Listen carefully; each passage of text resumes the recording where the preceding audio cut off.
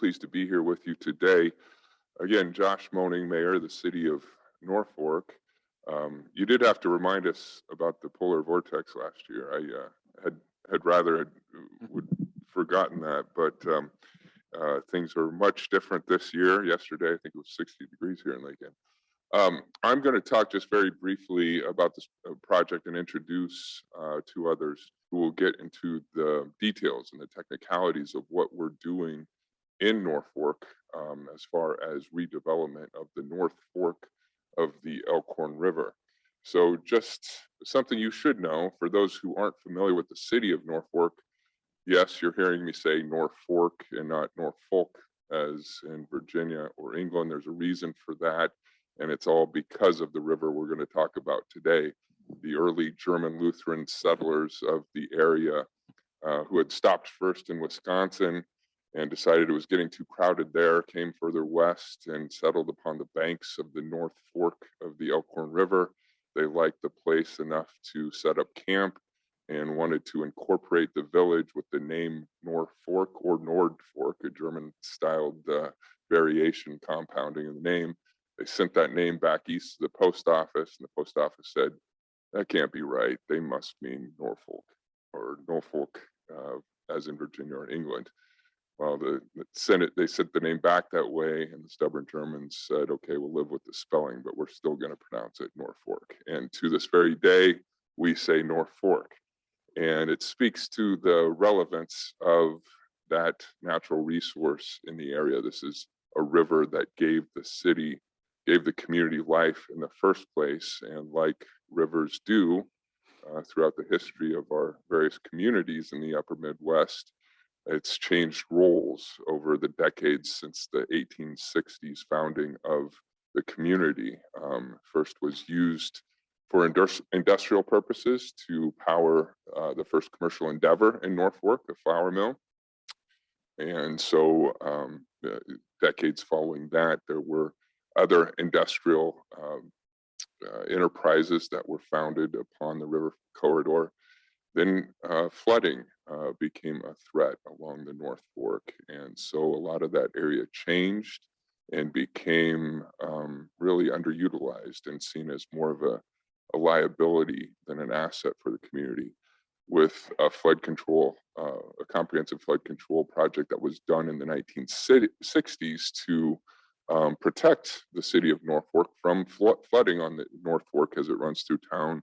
That area is now protected and flood controlled. And so today we are looking to bring the river back to relevance to the community and reconnect people to the waterway that gave the community life in the first place, and reconnect the riverfront to a park that you're going to hear a little bit more about, Johnson Park, which was a WPA project established in the 1940s.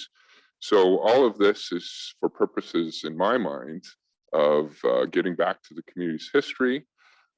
Again, that reconnection to the natural resource that helped it all start in Norfolk, and revitalization of the area and revitalization of the community as a whole. We think that this project that you'll learn more about here in a few minutes has a lot of potential to increase water recreation opportunities in our city and Northeast Nebraska, and also prompt tourism. It will be a one-of-a-kind project in the state and unique throughout all of the Midwest. We also see opportunity for private redevelopment in the area based on this public improvement. So I'm excited because this has been a priority. This project's been a priority of mine since taking office as mayor in 2016. We've spent a lot of time planning and visioning this project, and now we are very close to moving into the doing stage. In fact, we anticipate infrastructure work on this project to start in the next few months if everything goes according to plan. So with that, I'll stop talking. We'll get more into the details here through the benefit of talking with two people who have been very close to the process here. First is Steve Ramos, our City of Norfolk Public Works Director, and then next is Kevin Cruse, who works for JEO. So by way of introduction for Mr. Ramos, I'm going to read a little bit biography here. Steve is a civil engineer with 35 years of experience working with federal, state, and local government agencies. He earned a Bachelor's of Science in Civil Engineering from Colorado State University in 1989 and a Master's in Civil Engineering from South Dakota State in 2003 with an emphasis in materials, traffic, and pavement design. He has spent the majority of his career working for public agencies such as the South Dakota Department of Transportation, Colorado Department of Transportation, South Dakota State University, and City of Norfolk. His career also includes 13 years as a consultant working in the San Francisco Bay Area and also in Brookings, South Dakota.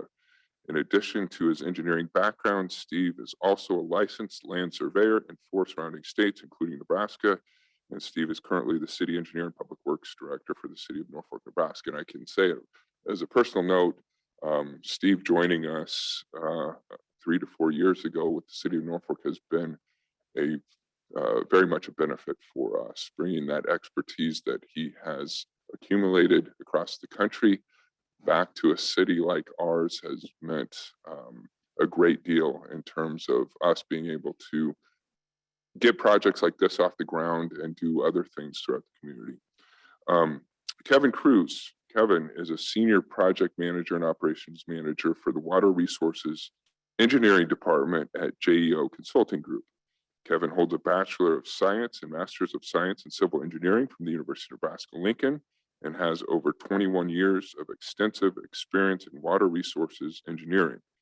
His experience includes flood risk reduction, urban drainage evaluations and improvements, floodplain management, hazard mitigation planning, and multi-discipline projects requiring significant coordination. So with that, I believe Steve is coming up for next. I want to make one final point because I don't know if I'll get to make it before we're done. But another benefit of this project, we were talking about some water quality issues in the state earlier, is that this project will bring people, Nebraskans and others, closer to water. And they will see water as a recreation opportunity. And with that, I hope and think that awareness and recognition of water quality will increasingly become more and more important in our area. And I think that's good for everyone. The more we're using our water for recreation, the more people are going to know what's in that water and how it's being treated and what practices are affecting it in the areas surrounding it. And that's a good thing for all of us. And it's an opportunity for us to talk about things like nitrate contamination and other things that I know are important to the people in this room. So I just wanted to end on that note. With that, I will ask Steve to come to the podium. Thank you, Mayor Moenning. Good afternoon, everybody. I'm Steve Ramos, the City Engineer and Public Works Director for North Fork, and pleased to be invited to present this morning. My comments are going to be fairly short. I'm going to kind of introduce the project, give you a little bit of history in terms of the North Fork River and North Fork, and then I'll turn it over to Kevin for the majority of the presentation. Like so many communities in the United States, we were founded very close to the river that we pull our name from. It was how we moved product up and down from the Missouri into the North Fork area. It was vital to our beginnings in the 1870s, 1860s, 1870s. This particular location is just upstream from the Elkhorn River. So it's the North Fork of the Elkhorn is its official name. This is just upstream of the Elkhorn River, maybe a mile upstream is downtown North Fork. In the early days, back in as early as 1860, 1870, North Fork they would build and it would be flooded, and they would rebuild and it would get flooded again. And somewhere around 1886, they built the first levee wall on the North Fork. Segments of that wall are still in place. It was somewhere around 1930, mid 1930s, that the city started working with the state and having conversations at the national level with the Corps of Engineers, and established a desire for a much larger levee system on the east side of Norfolk. That finally was approved. Actually, I believe JFK signed off on the final concepts and sort of initiated the approval process for that project in the early 60s. The actual levee system then was constructed in the late 60s. And it's that system that allows us to control the water through this area. So as we started to pursue this project, which I would say the history of this project goes back to about 1972, when some sort of reclamation or reconstruction of this river was first identified by the Lower Elkhorn NRD and listed, I think, with 5 other projects. It sat there until about 2005, when the city engaged a consultant. They spent 3 or 4 years looking at the project. For a variety of reasons, it just didn't get enough community support behind it, and so it eventually was tabled until somewhere around probably 2014, 2015. I think in conjunction with Mayor Moenning coming on board, there was some new energy around revitalizing not just the North Fork River, but North Fork itself. We had seen a couple local developers that were very committed to our downtown corridor, which is just about 2 blocks off of this. They had started to reinvest into the downtown portion of the community. And I think as a community, we were able to see a little bit more potential of what North Fork could be. With that energy around this project, then we brought in a company out of Durango, Colorado, and I think early 2017, we started to engage with them. He had done several projects like this around the country and kind of laid out what would need to happen for us. And some unique things for North Fork. We have about 12 to 13 feet of grade separation, hydraulic separation, due to the old mill structure that sits here. So just upstream, between about 900 feet upstream and 900 feet downstream of this general area, we have 13 feet of drop. So it created what was needed hydraulically for us to create this rapid concept, this series of 8 different drop structures to create a recreational rapid system through the community. We also are able, because of the levee on the east side of the community, we are able to control the flow of the water through this. So we can provide a very consistent flow rate.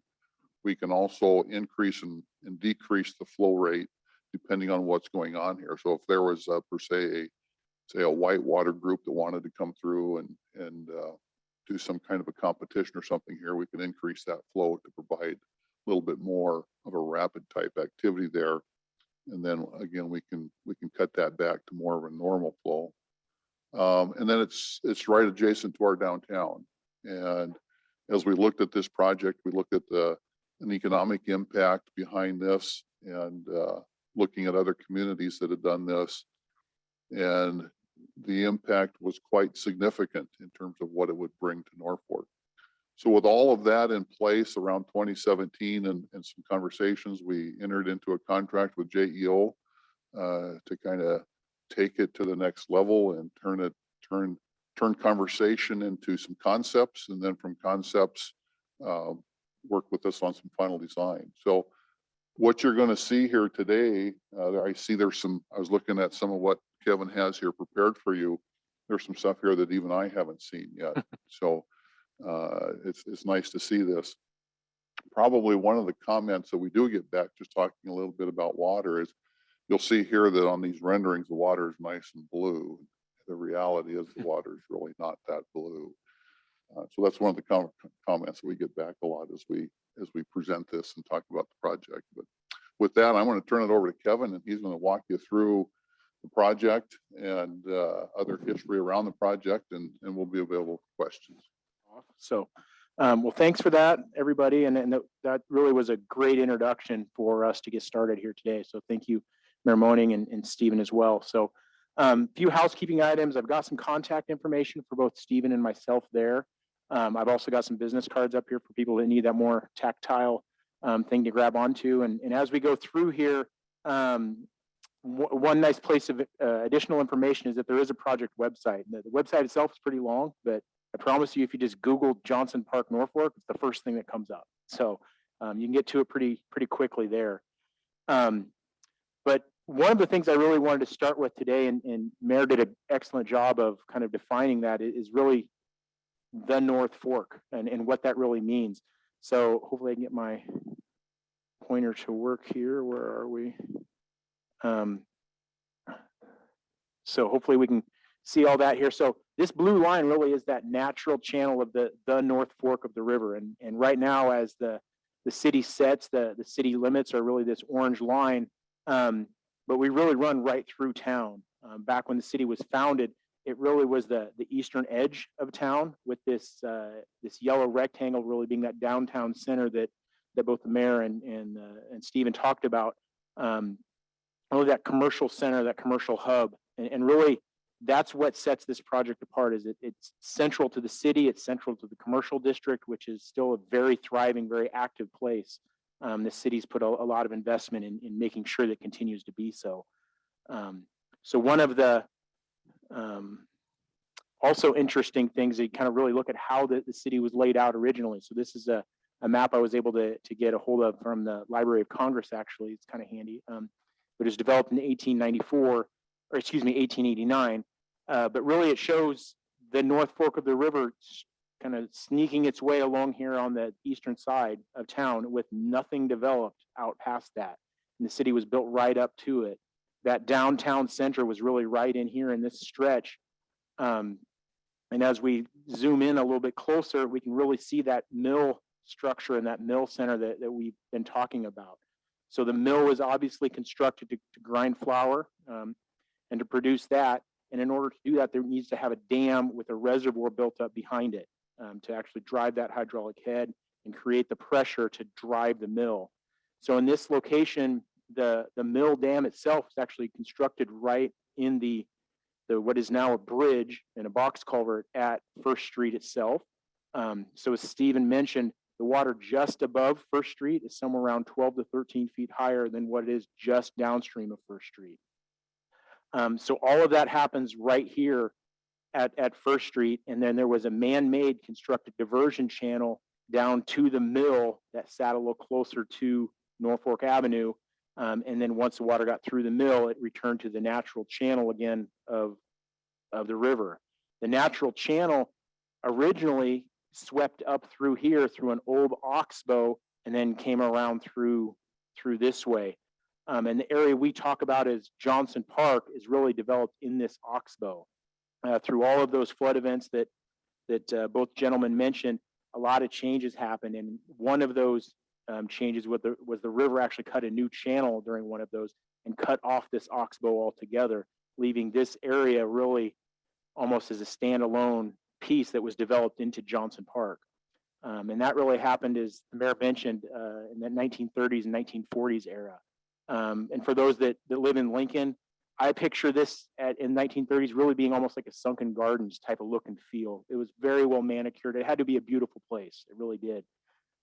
Lots of gardens. The oxbow that was now cut off from the channel was actually turned into a pond with several bridges going across it. There was lots of manicured terraces going up, and it just had to have been a beautiful place.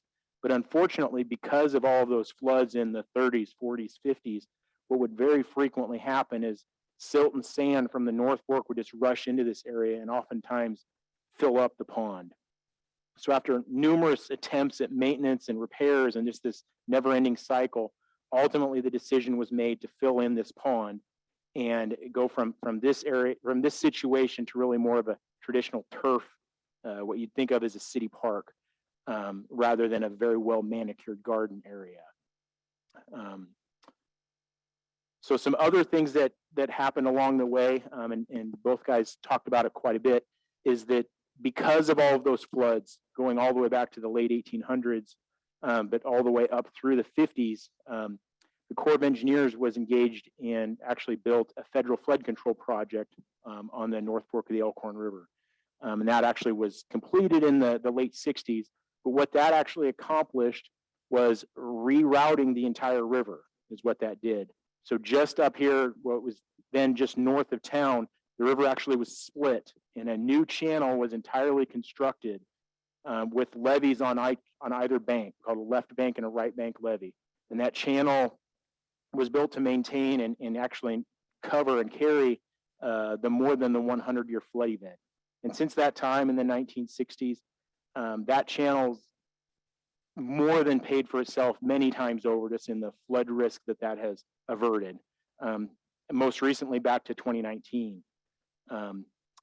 If the flood had occurred, when there wasn't that particular structure and that particular infrastructure in place, it's pretty much a sure thing. There would have been feet of water in downtown Norfolk. Now that was in place, yes, there was flooding in Norfolk, but it was very minor in all things considered. So that project is doing what it was intended to do, but what it has kind of cut off is the natural channel, which still runs through Norfolk. However, it does not receive all of the unchecked water. Stephen mentioned there currently is a flood control gate up here at the north point where the Y happens, and all of the water that goes through the levee into town is maintained and controlled. And it's literally a matter of raising and closing that gate in terms of how much water wants to go through there. And that leads to a lot of opportunities, not only for the operation and maintenance of the future Johnson Park area, but also the construction of it as well. Because what we can do is, for a temporary short amount of time, we can nearly close off the entire thing and build some things in a much reduced flow condition. This channel does still receive stormwater from the local area, so it is still active, but not nearly as much as what it would have in the past. So the area I wanted to talk about and kind of zoom in here, and as we go through here, I've got some much more frequent or much more recent drone footage, but just to give you an idea of what this area looks like now. We had that one perspective view of what it looked like in 1889, but it's much different now. So we have the North Fork of the Elkhorn River snaking through here, and we've got First Street running north-south here. North Fork Avenue, which serves as the kind of main street of town right through downtown, is just off the page. And the area we're really talking about, Johnson Park, is right here. Some other items of note that you might notice is, if you remember on that 1889 image, there was the railroad with an old trestle bridge. That all still exists right here with the bridge. And then if you really, I've got some additional pictures as we go in through here, but the old diversion structure, the gatehouse, and a lot of that is all right here for what the diversion was. Then the diversion channel used to go through here with the old mill sitting somewhere down in this location, and that's all since been removed. So currently there is a property that the city is engaging some development options on now, working with the Economic Development Group. And there's also some adjacent private development that the city has done a really great job of incorporating into the discussions and making sure this entire project impacts everybody in a positive manner. But some additional perspective images to give you an idea of what we're really looking at. So these are just some drone footage from just a couple years ago. But we've got that railroad trestle bridge right here, and then First Street as it runs going north up this direction, with that bridge and mill structure that we've got right here. So again, the water right here is 12 to 13 feet higher than it is right here. And as we zoom in here, you'll be able to see there's white water there, and it's a pretty dangerous situation, actually, the way it sits right now. And is the big piece about what we want to do with this particular project. But Johnson Park proper really sits up in this area right in here. So, and I'll just flip through a few more of them. Again, this is First Street running north, going here. So you can start to pick out the original mill dam sits right here, incorporated into this bridge. And it's 12 feet higher right here as compared to right here. And you can start seeing all of this white water and some pretty turbulent situations right here. The old gates and gatehouse for the old diversion structure are right here in this location. And this street, as it goes off the page here, is Brosh Avenue, which the city recently just completed a nice renovation project and improvement there, with the bulk of Johnson Park back here in the background. And then just another view of Johnson Park with the bulk of Johnson Park here, but this time we're looking at the outlet end of that dam and block structure.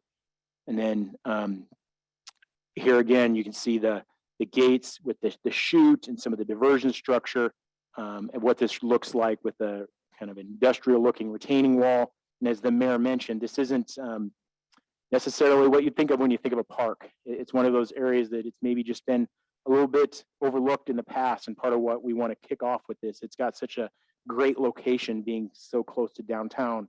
What can we do about it? So this is one of those chutes that we talked about, where we drop all that elevation. This 12-foot discrepancy in elevation is really made up of two chutes. One of them, it's about 4 to 6 feet, and the other one's probably another 4 to 6 feet, depending on where you measure it. But it's pretty turbulent. It worked great as a mill structure, as a mill diversion, but in terms of an urban channel, it's not too inviting. And as one of my roles as a water resource engineer, my whole goal is to create, just as the mayor said, an actual healthy relationship with water. So this is one of those things that it doesn't necessarily help us do that too much. And then we get into the upstream end of the bridge with the channel leading up to it, and I'll get into this as well. But the upstream segment of this reach is actually quite tranquil right now.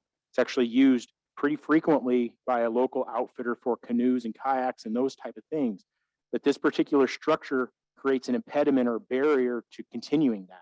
So this is the most downstream piece.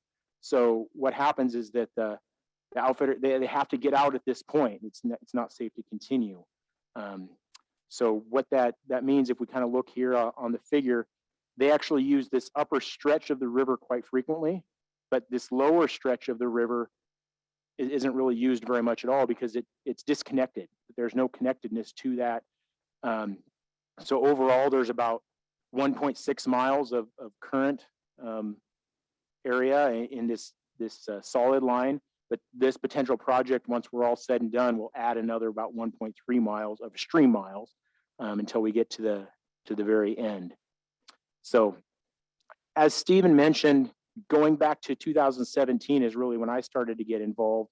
And what we did at that point is really get the community together and all the stakeholders, the developers, the adjacent property owners, the river outfitters, everybody that was involved, and just talk through, what do we want Johnson Park to be, or what do we want it to look like?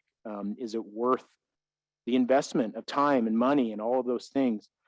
And through that process, it really was identified that there was really two things going on and areas to focus. It was that the park features were outdated, the picnic shelters and playgrounds and all of those things. But then the river condition was just not very inviting. With all those pictures I shared, it wasn't a place you'd want to take your kids necessarily and let them play in the water, quite frankly. So we spent a lot of time with that master plan process developing what could be out there. This was really a wish list or dream list. It kind of, something I give my kids and say, what do you want for Christmas? And they want a pony type of thing. So there was a lot of process through here to kind of vet all of the things we could throw at the kitchen sink. And that's the next few years that Stephen talked about to get us to here. But we've really identified a handful of things that the community wanted. And it was revitalizing the park and all of the features, the playgrounds, the picnic tables, all of that kind of thing. But yet make sure that the park was connected to the trails. The current condition, it was connected to the trails, but it wasn't necessarily connected across the river to the rest of the downtown community without a kind of a circuitous route. So that was important to the community, making sure that we had multi-use festival spaces and actually be able to use the open space for things like maybe food trucks or art festivals or car shows or whatever the case might be, but just be able to get to it and use it. Also, all-season restrooms. And then if we're going to have more people there, we got to figure out a way where we're going to park them. And then also, if we're going to do that, we need to figure out how do we have that safe flow of traffic in and out, and make sure all that works. And then the whole other component of this project was creating that access or that relationship with water of how do we get people safely into and out of the water and actually build that relationship, which was a secondary component. And Stephen mentioned that, which was to remove this big hydraulic drop down structure with that 12-foot of separation, take that from one location where there was really one 12-foot drop over the course of maybe 50 or 75 horizontal feet and spread that out.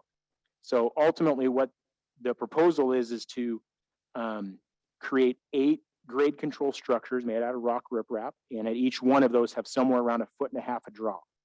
So what that does, it goes from a case where it's not navigable by kayaks, canoes, that kind of thing. In the current situation, it's not passable by fish passage and those kind of things. And it turns that whole corridor into a navigable, very safe corridor under an entire range of flow conditions. And as Stephen mentioned, we're extremely lucky because we control those flow conditions by how we operate that gate. We can lower the gate if we want a little more tranquil water. We can raise the gate if we want a little bit more challenging kind of kayaking conditions if we so want. So ultimately what we were after is how do we turn this situation, so we've got the upstream end of the mill dam here and the downstream end of the mill dam. So how do we turn it from this to this, which these are some pictures of the consultant that Stephen mentioned, a project that he did recently in Durango, Colorado. But you can see that the difference. We have people engaging in a healthy manner with the water. There's kids down there playing with the frogs and salamanders and all of those things, all that great stuff. There's people on kayaks and tubes and all of those things. There's shoreline access for people to enjoy the river in a very healthy manner, and all of those things. So ultimately, that's where we're at now. And I just wanted to use this slide to make sure to give credit where it's due. So Shane Siegel is the principal engineer. Riley is another engineer at Riverwise Consulting. That's the consulting group that Stephen mentioned. They are actually taking care of all of the design and construction documents for all of what we call the in-river improvements, all of those grade control features. We'll get into more of the plan going forward and the implementation plan. But they've done some really good work in this area to make sure all of that stuff works, and will be useful going forward. So once we came out of that kind of the visioning or the master plan document, we've spent a lot of time really talking through all of the specifics. And I think we maybe had, correct me if I'm wrong, guys, but I think we had either 2 or 3 additional public meetings to really talk through priorities. There was a bunch of competing things that we had to do. We had to figure out, the first big one is, how is this getting paid for? And where is all the money coming from? Come up with a phasing plan. Because we are working on the river, and those that have done projects out on rivers in the past, there's some big permitting implications that we had to deal with of how this was all going to happen. One of the challenges was that everybody could agree that yes, this is a net improvement to the river. I mean, we were going from this really massive, ugly concrete structure to a much more natural grade control structure. It was going to benefit fish passage, access, all of those things. It was aquatically a net benefit, but how do we get there with the current permitting and regulatory structure was quite a challenge. And ultimately, we've still got a lot of things to sort out with the adjacent development community, just to make sure that we're all on the same page. And it comes down to a phasing thing. Johnson Park is not all that big of a place. We've got a lot of people, a lot of potential contractors all working there at the same time. Last thing we want to do is all trip over each other. So over the last 2 to 3 years, that's really been where we're at right now. And ultimately, we came out with an overall phasing plan for that. And this is a simplified version that there's, rather than just a phase 1, 2, 3, 4, there's a 1A and a 1B, and it gets a little more complicated, as you can imagine. But really where we're starting Phase one is on the river. It's probably the best place to think about it. With this type of project, we need to start at the bottom and work our way up because it's so critical. All of the things on the upper end in the park, while they might not be specifically regulatory driven, we can't do them until we know what's happening at the bottom, or else our grades and our elevations and all that stuff aren't going to quite work out. So we had to start with the bottom. So what we're starting with is the in-river work, but also tied with that, if you remember, the First Street Bridge itself is tied integrally into the mill pond, the mill dam structure. So all of that needed to be done together. Phase two, we're really looking at getting into some of the additional park work with some of the restrooms, the trail connectivities, some of the parking improvements at the cul-de-sac there at Oak, Nebraska, and also preparing and setting the stage for some of the utility work that's coming up, so that we can continue to do that. And then phase 3 and 4 are really starting to clean up all of the other things, so that we can keep going. The rest of the trail things, the amphitheater and festival space, and all of the picnic shelters and playgrounds and some of those things. So the first phase, as we get into, I mentioned, was actually the bridge itself, which is a picture right here. So we've got the river kind of winding its way through here. We show the grade control structures, or at least a few of them in this general area right here. Then we've also got a big feature of this, I mentioned, was traffic flow in and out of the park. So we've got a roundabout that will be constructed right here at the First Street and Brosh Avenue intersection, a brand new bridge, trail connections, and continuing, really setting the stage for the rest of the work that's out there. And I'm happy to report, as the mayor mentioned, so this project, or at least this first phase, is actually out for bid right now. So if anybody's a contractor or looking for something to do over the summer and would like to overturn a few shovels, we're glad to have you. But this project is currently out for bid right now, and hoping to get started right away. We've got a couple of alternates, and there's a lot, it gets very complicated, but we want to get done as soon as we possibly can with this piece. It's very extensive, so we've got a couple of alternates out there on the table, but really get started this summer with construction of phase 1, and we're not going to wait until phase 1 is done before we start with phase 2. There's going to be a lot of concurrent things happening here as we work through this and as we get contractors in and out. So phase 2 would be that restroom and parking area. That would be starting with a bidding probably this spring. And then that's a lucky one where we don't necessarily have a lot of duplication of effort or duplication of area we need. So that's one that we'll get started on. So I wanted to spend the rest of the time kind of going over what the concepts are. That was a lot of the history in the background. I tried to not duplicate too much what the mayor and Stephen had mentioned, but the next few slides are really the renderings of what this area could be and how we're looking. So as we go through here, I'm going to point out a few of the areas that we are working on specifically, but then we've also got some visioning documents or some visioning going on of some of that private development. So one particular area is this whole development that sits right here.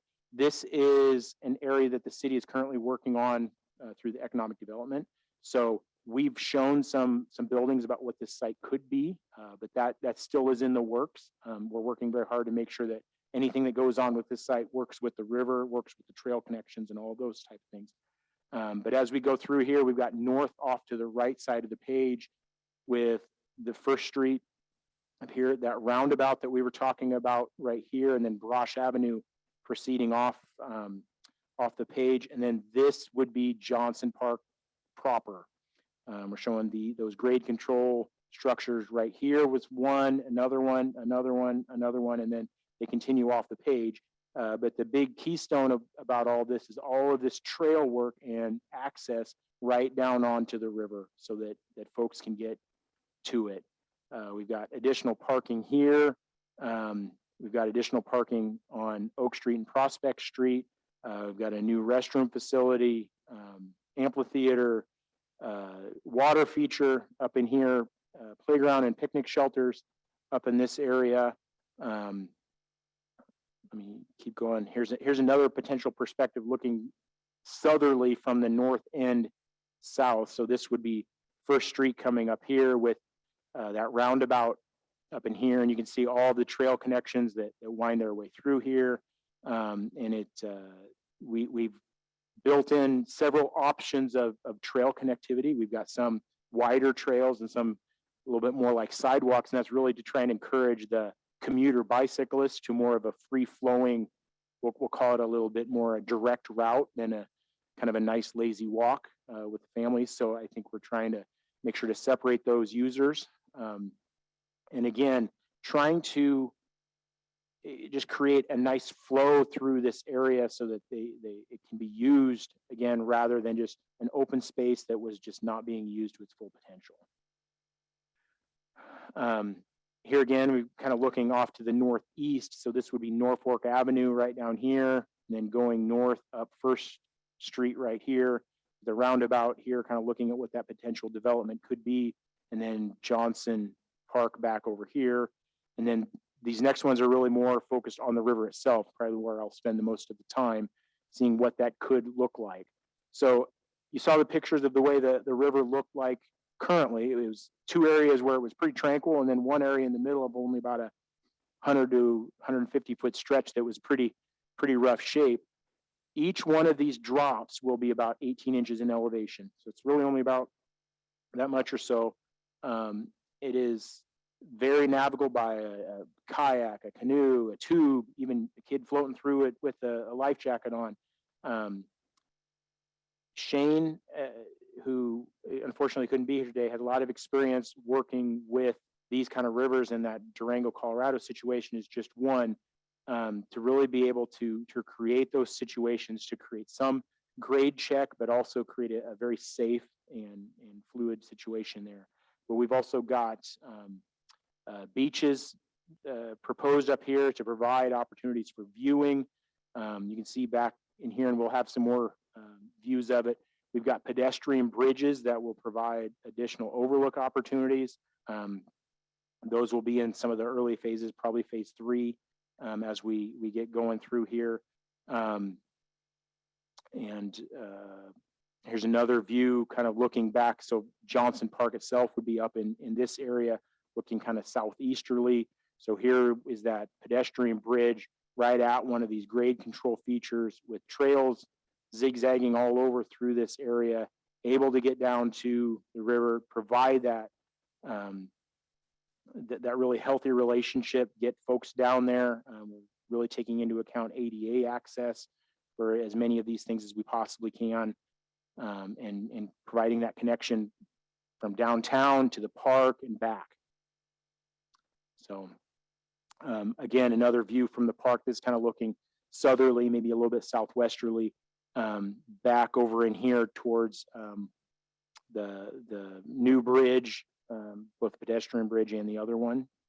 And then the next things I'll show are some movies or renderings of this. I've got some of those. I pulled out some of the stills just in case our renderings videos weren't going to work. So Jesse, if you could help me out and maybe pull up the one that I labeled first. So this first one is going to be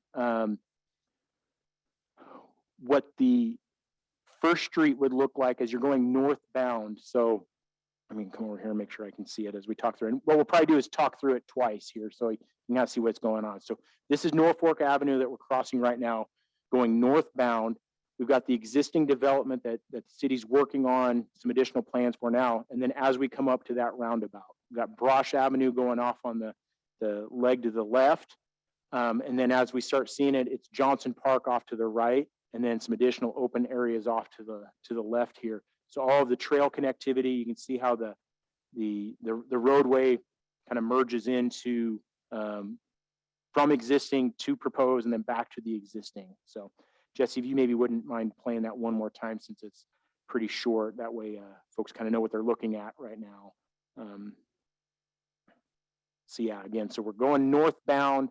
So this would all be the same. There'd be a little bit of changes on the curb line, but for all intents and purposes, it's pretty much the same until we get right up there by that driveway of what currently is the Alco building.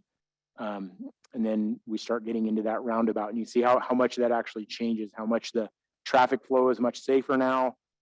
Access is much better. There's pedestrian access on First Street itself, and then another dedicated pedestrian bridge just a little bit downstream of this location. So, and then the second one, if you wouldn't mind playing, would be a similar kind of, as we approach the park, would be coming from the west. So this is Brosh Avenue. So this is a project that the city recently completed to renovate this entire street. You can see all the new landscaping, the new trails. I did notice somebody comes up on from the right side here really quick at the next intersection. Kind of made me nervous, to be honest with you. But so you can see really heading right for the park. Yeah, right there. So, but you can also see as you look up, that's the gatehouse with the old gates, and then the existing mill bridge and all that, and how much that changes, and how much that opens up, how much it creates a more of a connection to the river. As Mayor Moenning said, it's just such a natural draw from downtown to the park and back, and that connectedness of all of those things. So that one maybe we don't need to show a second time. But the one that's labeled third is probably where I will start wrapping it up. And this one we might want to show again, but this is kind of just a compilation of everything. So this is really focused on the park itself. So you can see the park right here, new playground features, new parking areas, new restroom facility right here that we're going over now. We've got pedestrian bridges. This is really looking at how traffic is going in and out. So this is the river itself with the trail users. This is looking at the, from river level, and we've got several terraces and tiers in there. What we're really trying to do is harken back to the original Johnson Park. I showed some of those pictures with all of those rock tiers and those retaining walls and all those things. We want to use as much of that as we possibly can. We've also got some locations in there where we've got we're calling them donor blocks. I think is that the term we're using, but they're old limestone blocks that the city's using for some of the funding for this. For example, you can purchase a block and have your name on it type of thing. But we're really, this is about kind of building a community and building that sense of place. So we've got amphitheater with additional lighting in the park. Mayor, I'll let you talk about that if you want. We've got the original floodgates here. So again, it's let's celebrate the history, celebrate the things the community has done, and really create a destination here so that folks can get to the river. So one thing I should have mentioned as I went through there, I pointed it out on some of those old drawings or old information. There is an old, it's currently not in use, but it's an old railroad that was there with the trestle bridge. City's currently talking to an adjacent developer. He actually owns the bridge currently right now, but he's potentially going to move that a little closer to Johnson Park, use the existing bridge as it is, but in a new location, and tie that into his current development. So it really ties that public-private partnership all together to really make an overall improvement of everything. So, so I think it's about wrapping up here. So we can play it one more time. It goes pretty quick, and there's a lot going on. So sometimes it's worth going through it twice. So, but we've got several locations throughout here that would be dedicated for, we call them kind of put in or take out locations. So you can put in your kayak, you take it out of there, but really the river is accessible along the entire length. So the point is, the goal is that at each one of those grade control structures, there is a sidewalk that leads right up to it. So whether it's kids or whoever, what ends up happening with a lot of these, and you saw it in those example pictures for Durango, it's a great place for parents to just let the kids go round and round and round. They run down the river, then they go up and just keep doing it over and over again. That's what we want to see, is that healthy relationship for families, and I think it'd be a great place for things like youth group trips or corporate outings, or the uses are endless.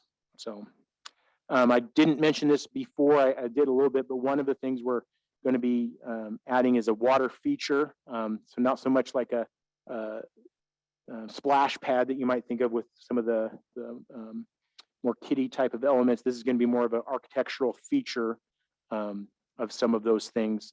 One of the things that we're going through the options right now, Steve and I are going to have some more conversations. There's some potential about putting in a ice skating rink in this location as well.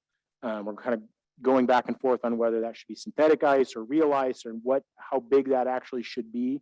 But we do have some options, so that will be a piece of this somehow. Where we had some more input that we want to take into account and make sure that we get all that stuff figured out.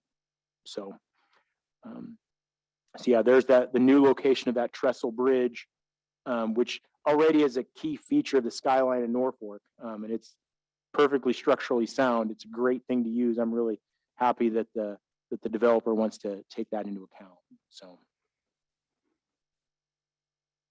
with that's all I had. I don't know if Stephen, you wanted to add anything, or Mayor, you had anything that I may have forgotten. There's a lot going on. So over the course of the next few years, there's going to be a lot of changes in this part of Norfolk, and it's really exciting to see. So thank you for that. Thank you for your help. Yes. Okay, there's a few questions already that have popped into Zoom, but I think maybe we'll just take them from the room first.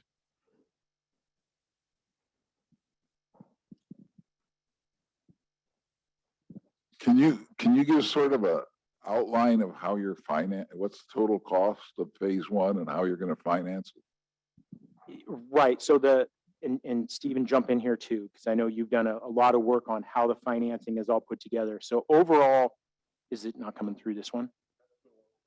Oh, okay. So overall, what we're looking at is roughly like $10 to $12 million for the whole package, right? And what happens in phase one, phase two, phase three, we're kind of waiting to see how phase one actually comes out with the bids. We're actually next week. But overall, just general big buckets, it works out to about a third are the road and bridge and roundabout improvements, so about $4 million there, about $4 million for the in-river improvements, and about $4 million for the park improvements. So, Stephen, I don't know if you wanted to weigh in on how the funding was. It's complicated. Yeah. So yeah, Kevin's covered the cost component in terms of that, $11 to $12 million, kind of split into the three buckets. The bridge itself, the bridge replacement, we'll use our city highway allocation funding for the bridge.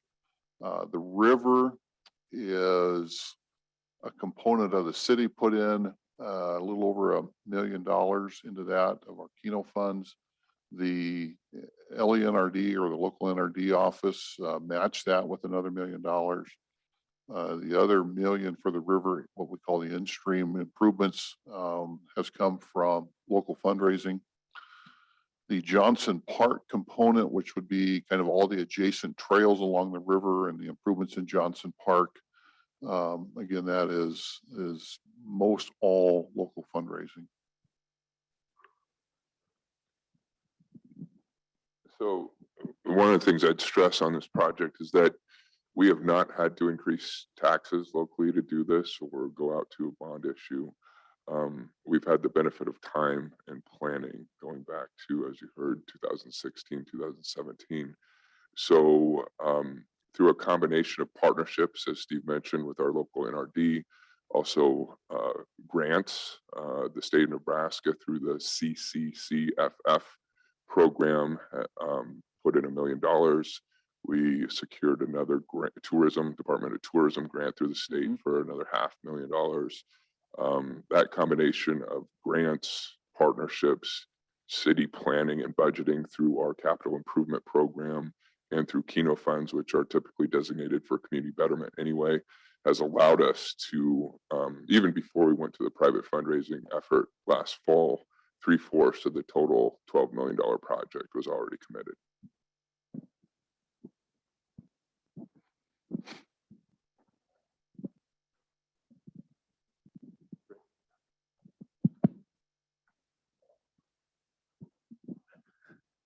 the renderings were so good that I thought it's already happened. So the main question is, it's no doubt that you can change engineering wise, the 12 feet grade to 1.5 feet at 8 places. But how are you going to change the water quality? It didn't look that appealing when you showed the pictures. Right. Pretty turbid, pretty colored. So is that going to be suitable for a contact recreation or a? It is, and it currently is now. So I mentioned it already is being used quite extensively as a recreational aspect just upstream. So the Elkhorn and North Fork Elkhorn are both very sand bed rivers, right? So very sandy. They're also generally pretty, a lot of suspended sand in there as well. So the project we're doing isn't have any very specific impact. We're not doing anything specific for water quality. We're not building any of those particular things, but as a byproduct of getting a lot of the concrete out and all of those things and actually creating more of a pool, rippled pool, more of a natural mimicking stream region, it will have some kind of byproducts of improved water quality, improved fisheries, improved just aquatic life. One of the things that's going on now is that because of that 12 foot of separation, there is no fish passage from fish going upstream. And that folks have noticed that too, is that it's kind of cut off. So while we're not doing anything specific for water quality improvements, there will be some kind of positive byproducts of that. This is a really good sister question to that from Chittaranjan. George asked on Zoom how to justify recreational water use when the North Fork of the Elkhorn is designated impaired for recreational use due to E. coli contamination. Other water quality issues are high nitrates and herbicide levels at certain times of the year. Right. So I think those are out there, but I don't know.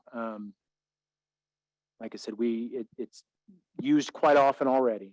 So I think that the city is potentially going to be monitoring some of those things. And if we do have any things we need to, any public notices we need to do, we'll do those. So I don't.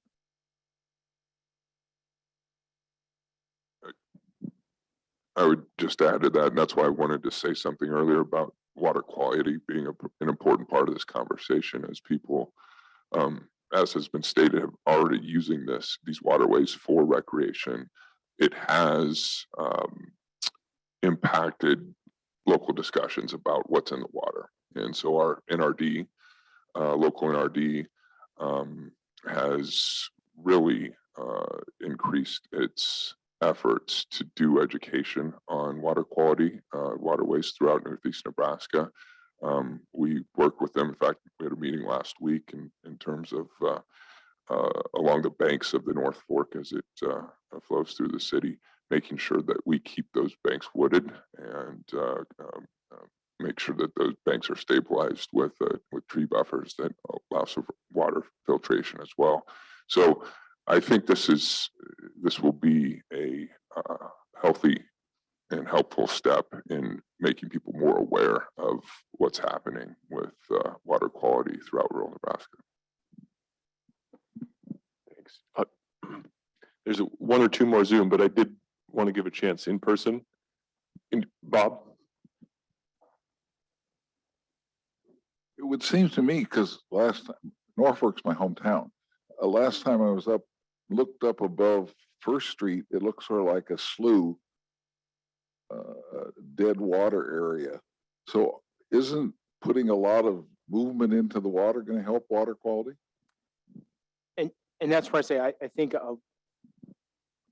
having the water flow will be one of those byproducts, right? Is that we've got now several riffle structures and that kind of natural pool, riffle pool situation that we're going to be going through, rather than a concrete chute, actually will help aerate the water and all of those potential byproducts that we've got coming through there. So yes, you are right.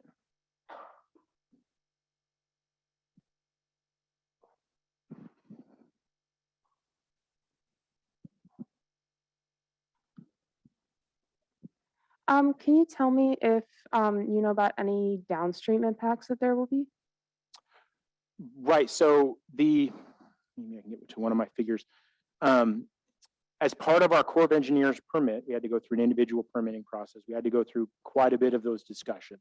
So we're not going to be increasing or decreasing flows at all compared to what they currently are in the Corps of Engineers operating manual or anything like that. So ultimately, the downstream impacts, once you get past North Fork Avenue, that's really, generally speaking, where we've got our most downstream grade control structure.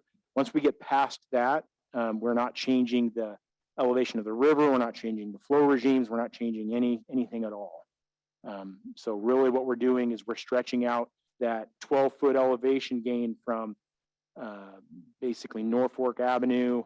Let me, if I can get back over to my thing here. I lost it. From about North Fork Avenue to roughly, what is it, 1,500 feet upstream, roughly, something in that ballpark. So we're just stretching out that grade difference. So upstream of about 1,500 feet of our bridge, we've got no impacts, and then downstream of Norfolk, we've really got no impacts. I'll just keep trying to get to my map here while you're getting to. While Kevin's pulling that up, There we go. this is a good, I'm going to combine two questions in one, but maybe a good one for Mayor and Steve. Part one is, how has COVID impacted the project? And then somewhat connected to that is, Ken asked, he's really interested in hearing some about public meetings for the residences, for the residents, and how this was received by them and how much weight their input had. So I don't know if one or both of you would like to talk about that. So COVID impacts over the last couple of years, we've been waiting, what, 3 years on an Army Corps of Engineers 404 permit. So we were in a waiting game on this project anyway, and it just happened to be the case that we obtained that permit last fall. And so there, outside, a lot of the public input sessions, planning and visioning on this had been done in the 2016 through 18 period. So COVID didn't have a great impact on much of that. There have been several public input sessions on this, specifically in the neighborhoods involved. I don't know if I went back to count how many there have been. I'm sure at least a dozen over that multi-year period, with members of the public and the greater community at large. We knew that would have to be a big part of this, given that this is a community park. Johnson Park touches on the riverfront, a lot of history with that park. Really, the park since the 1960s, early 1960s flood event had been minimally maintained. And so, if anything, I think there was a desire for people in the neighborhood to see more attention placed to this area and reactivate it for family and household use for the area, because that part of town is somewhat underserved in terms of park space, and this is really what is most accessible to them.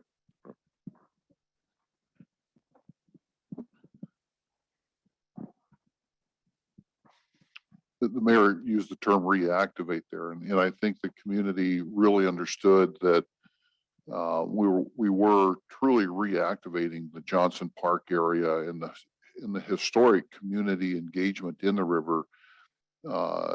If you were to go back and look at pictures back there in the turn of the 1900s, there was a lot of community interaction with the river along Johnson's Park through the old Oxbow area after they closed off the Oxbow area. And so there was a very good, as we took the communication or took the conversation to the community, I think we as staff and elected officials and the consultants that we brought to the table did a real good job of presenting the vision and of what our thought process was, what we were trying to do for the community, and what we thought the end result would be, just in terms of how we could use the space. And again, just from the economic development component of that, and you can kind of see through some of the concepts here with the redevelopment of the south side of the river, and even what we've currently done on that Brosh Avenue component, anticipating tying that in with the roundabout and how all that whole area is going to kind of work together. I would say there were probably in the range of a half a dozen meetings where the community was invited to participate, starting back there in that 2015, 2016 timeframe. And again, the support that we heard from the community was very solid.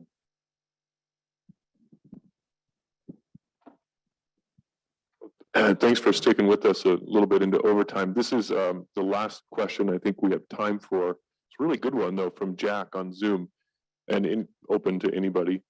Did you put a financial estimate on the public safety benefits of eliminating the existing 12-foot drop structure? It is a real thing, right? But we have not, all of the funding opportunities we need don't have this really complicated benefit cost analysis type of things. So even though we 100% acknowledge that is out there, that it isn't part of the financial justification for the project or anything like that, although that is a big kind of underscore reason of why we're doing it. So yes, we acknowledge that it's there, but we didn't necessarily need to do that to justify the project. So Mayor might have. So yeah, not only public safety, but we think this project will have a return on investment just in terms of quality of life enhancement for the community. Like in a lot of Nebraska communities, we struggle with youth retention and attracting newcomers. We recognized a few years ago we had to get competitive in the arena of quality of life to reverse that trend. And so this is one of the primary priority projects involved in that effort. And I think it's going to offer something unique to the state, unique to the Midwest. A lot of times we hear, we want more things to do. We need more things for youth to do. Well, this will be something that will have the benefit of, because we have consistent flows using this river throughout a majority of the warm weather season, whereas most rivers around here are going to be dry for a good part of the summer and unusable. This will be a consistent and I think attractive feature in the community for both people within and without in across the region to take part in. And we think that in itself will provide a return on investment, both through tourism. I think there's some real tourism opportunities with this and for recreation in the area.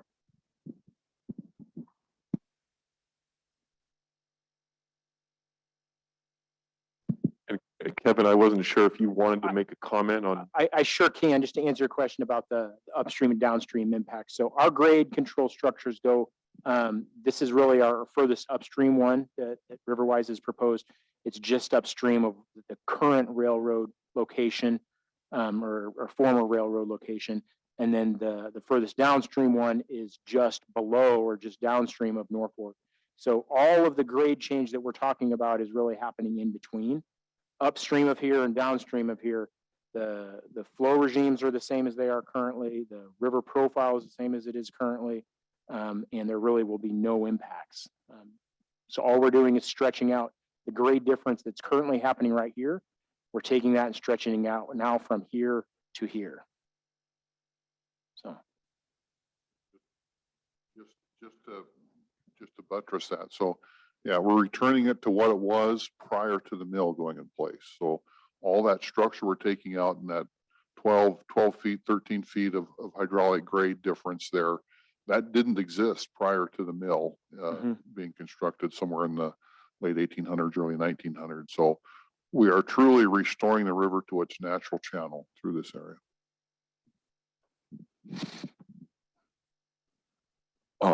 If you all could join me in thanking Mayor Moenning and Steve and Kevin for this great talk.